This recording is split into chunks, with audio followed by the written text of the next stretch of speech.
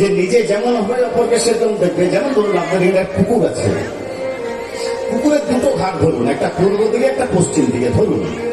এখন পূর্ব দিকের ঘাটে ভোর 5টার সময় এক পরম বৈষ্ণব স্নান করছে। কেন না, সে সারা রাত ভগবানের নাম করেছে, সকাল হয়েছে, এবারে স্নান করবে, ঠাকুরের ভোগ রান্না করবে, ঠাকুরকে ভোগ দেবে, প্রসাদ পাবে, আবার নামে বসবে, স্নান করছে।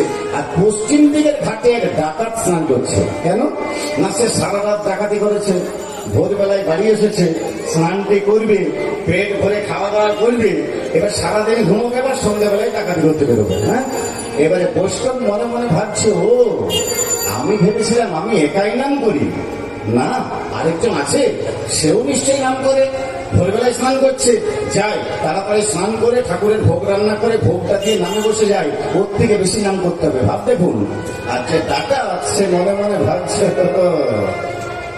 আমি ভেবেছিলাম আমি একা, এলাকার একটা আছে, যাই তাড়াতাড়ি স্নান টান করে ভালো করে খাওয়া দাওয়া করে ঘুমোই, সন্ধ্যাবেলায় বেরোবো, ওর থেকে বেশি ডাকাতি করতে হবে।